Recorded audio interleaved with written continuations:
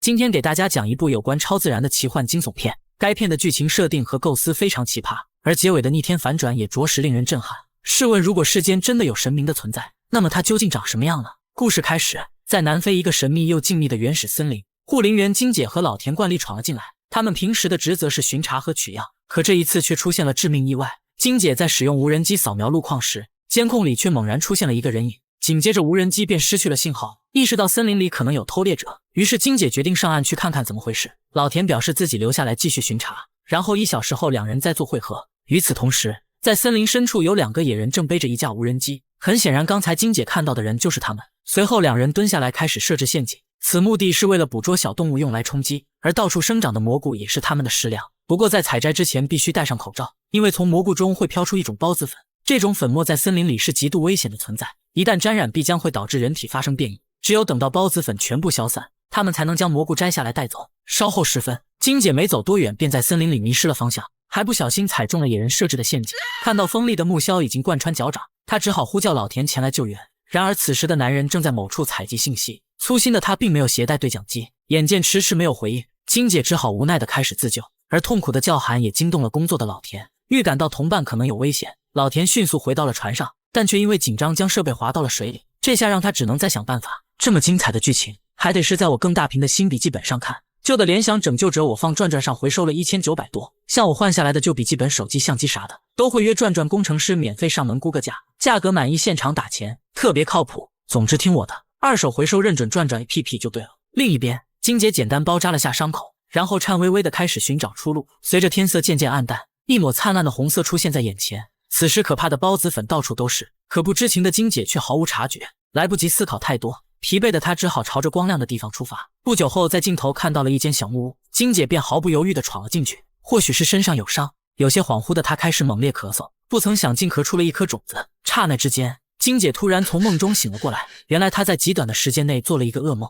这时白天的2个野人破门而入，为首的老头还掏出了一把武器。在肯定金姐并无威胁后，屋内的紧张气氛才得以缓和。经过简单介绍，年长的老头自称强叔，另一个男人则名叫阿伟，他们是一对父子，且已经在森林里生活了很久。两人并没有为难金姐，还好心的给他治疗了伤口。依据强叔的描述，他曾是一个小有名气的生物学家，多年前和家人来这里探险，可妻子却意外命丧于此。后来他索性带着儿子留了下来，并从此过上了茹毛饮血的生活。虽然强叔侃侃而谈，一脸轻松，但他的儿子阿伟却十分不自然。原来这个男孩已经有18年没有见过女人了。同一时刻，外面的老田迟迟没有找到金姐，还祸不单行地掉进了一片沼泽。这时不远处有个身影突然跑过，激动的老田赶紧爬上了岸。他本以为刚才的身影就是金姐，可不料迎来的却是诡异的声响。老田下意识地躲到了树干后面，而当他想回头仔细看清时，眼前竟然出现了一个人形怪物。如此恐怖让他震惊不已，怪物也开始肆无忌惮地嘶吼起来。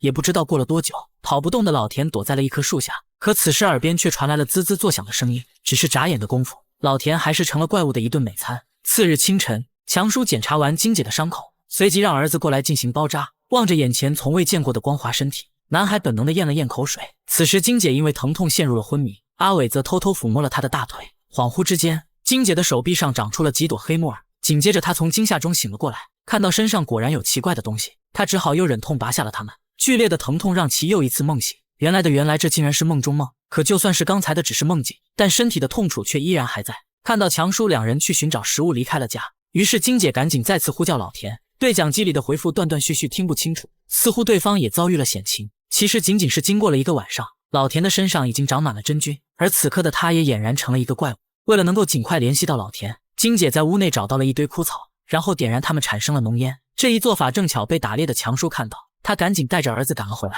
并提水急忙浇灭了火焰。强叔告诉金姐，森林里潜伏着一种真菌怪物，如果此刻生火的话会招来他们。当天晚上，金姐还想尝试联系老田，但强叔却说那个老田应该已经成了怪物。金姐很疑惑这样的回答，并询问老头到底是什么人。而随着强叔的缓缓讲述，一段不为人知的往事浮出了水面。19年前，强叔带着患了癌症的妻子来到了这片森林，他们打算在此度过最后的时光。1年后，妻子离开了人世，可他在最后时刻却生下了阿伟。为了能够在森林里活下去，身为生物学家的强叔竟意外发现了一个秘密：空气中飘荡的孢子会让生物感染真菌，并慢慢的蜕变成真菌怪物。但森林深处还有一棵神奇的树洞，它在吸收新鲜的血肉之后，会快速的长出一堆小蘑菇。吃了蘑菇不仅可以使人对真菌免疫，且还能包治百病。自此以后，被颠覆认知的强叔便不再相信科学，反倒是认为树洞就是大地女神盖亚，而世间的一切也都不再重要。听到这里的金姐觉得很荒唐，但看看自己的伤口竟然已经愈合，莫不是老头讲的都是真的吗？可不管怎么说，自己无论如何还得离开这里，毕竟周围的一切都太过诡异。深夜时分，一个如蛇般的触手正在爬向金姐，所幸强叔及时捂住了他的嘴巴。原来白天的浓烟还是引来了怪物，不明所以的金姐靠向墙边，父子二人则严阵以待。这时有一个更大的触手伸了过来，直接吓得金姐原地炸裂，眼疾手快的强叔一刀阻断，并迅速捂住了自己的口鼻。此时沉着冷静的阿伟并不慌张，他在等待真菌怪物破门而入。随着房门被猛然撞开，阿伟当即拉弓射箭开始了攻击。在一阵慌乱又紧张的应付后，屋内总算是恢复了平静。意识到大家的衣服都沾染了真菌，强叔立刻命令儿子脱光金姐。可即便是这样，还是晚了一步。金姐一口老痰吐在地上，地上的东西竟然开始了生根发芽。随后强叔给金姐进行了治疗，但他并不能保证一定可以清除真菌。第二天一大早，阿伟殷勤地为金姐端来了早餐，眼神却死死地盯着她的大腿。落落大方的金姐也不避讳，还拿出手机展示了更有趣的东西。阿伟从未见过手机，想不到小小的里面还有更漂亮的女人。如此一幕让回来的强叔愤怒至极，他不仅当场摔了金姐的手机，还命令她赶紧滚出这片森林。原来强叔想让儿子永远留下来，所以他不允许外界的任何东西出现。在思索了许久之后，强叔决定送走金姐。虽然他们相处的时间只有短短2天，但阿伟已经彻底迷上了女人，从他的表情就能看出不舍。